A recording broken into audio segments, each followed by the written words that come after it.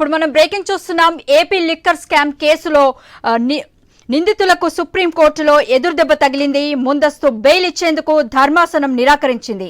ఈ కేసులో నిందితులుగా ఉన్న కృష్ణమోహన్ రెడ్డి, ధనుంజయ్ రెడ్డిలు విచారణకు హాజరు కావాలని నోటీసులు జారీ చేశారు. అయితే విచారణకు హాజరు కాకుండా ముందస్తు బెయిల్ కోసం ఇద్దరు నిందితులు సుప్రీంకోర్టులో పిటిషన్ దాఖలు చేశారు.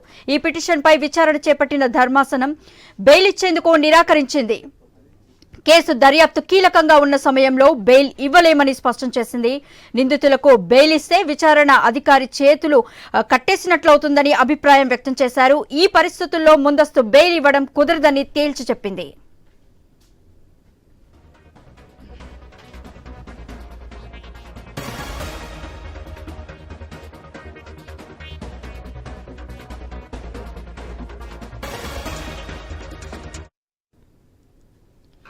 ఇక ఏపీ లిక్కర్ స్కామ్ కేసులో నిందితులకు సుప్రీంకోర్టులో ఎదురుదెబ్బ తగిలింది. దీనిపై మరింత సమాచారం మా ప్రతినిధి హరీష్ అందిస్తారు. హరీష్, ఒకవైపు సిట్కి సంబంధించినటువంటి ఎంక్వైరీకి హాజరయ్యారు కీలకమైనటువంటి ఆరోపణలు ఎదుర్కొంటున్నటువంటి అధికార యంత్రాంగం. ఇప్పుడు మరోసారి చూసుకుంటే కనుక ఇప్పుడు సుప్రీం ఇచ్చినటువంటి తర్వాత పరిణామాలు ఎలా ఉంటాయన్నది కూడా ఒక రకంగా ఆసక్తికరంగా ఉంది. ఎందుకంటే ఈ రోజు విచారణ సిట్ జరుగుతున్నటువంటి సిట్ కార్యాలయంలోనే జరుగుతుంది.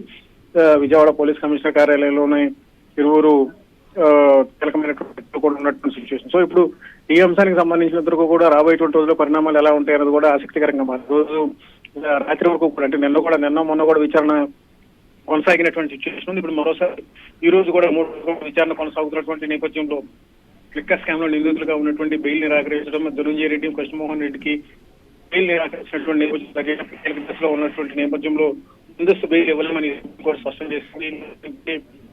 ఛార్జ్షీట్ దాఖలు చేసేంత వరకు కూడా దర్యాప్తుకు సంబంధించినటువంటి అంశాన్ని విచారణ సాగించాలని కూడా అయితే రాష్ట్ర ఖజానాకు సంబంధించినటువంటి ప్రభుత్వం అంశం కాబట్టి ఈ విషయంలో జోక్యం చేసుకోలేమని కూడా సుప్రీంకోర్టు స్పష్టం చేసింది. ఆర్థికపరమైనటువంటి అంశాలకు సంబంధించినటువంటి వ్యవహారాలు ముడిపులో ఉన్నటువంటి నేపథ్యం గత ప్రభుత్వంలో జరిగినటువంటి కీలక అంశాలకు సంబంధించినటువంటి వ్యవహారాలపైన చేసినటువంటి దర్యాప్తుకు సంబంధించిన అంశం ఒకవైపు, ఇంకోవైపు ఆర్థికపరమైనటువంటి అంశాలు గత ప్రభుత్వంలో జరిగినటువంటి వ్యవహారాలకు సంబంధించినటువంటి అంశాలు కేవలం క్యాష్ ట్రాన్సాక్షన్ ద్వారానే చేసినటువంటి లావాదేవీలకు సంబంధించి డిజిటల్ లావాదేవీలు లేకుండా నగదుతోనే లావాదేవీలు చేయడం వెనుక ఉన్నటువంటి కారణం ఏంటి అనేది కూడా ఒక రకంగా ఆసక్తికరంగా మారినటువంటి నేపథ్యంలో ఇప్పుడు కూటమి ప్రభుత్వం అధికారంలోకి వచ్చిన తర్వాత ఏర్పాటు చేసినటువంటి విచారణ సిట్కి సంబంధించినటువంటి దర్యాప్తుకు సంబంధించినటువంటి అంశాలు ఈ వ్యవహారం అంతా కూడా ఆసక్తికరంగా ఉన్నటువంటి నేపథ్యంలో సుప్రీం తర్వాత కూడా నిరాశ చెప్పుకొని ఈ వ్యవహారం భవిష్యత్ కార్యాచరణ ఎలా ఉండబోతుంది, అధికారులు తీసుకున్నటువంటి చర్యలు ఎలా ఉండబోతాయి, సుప్రీం ఇచ్చిన తీర్పు తర్వాత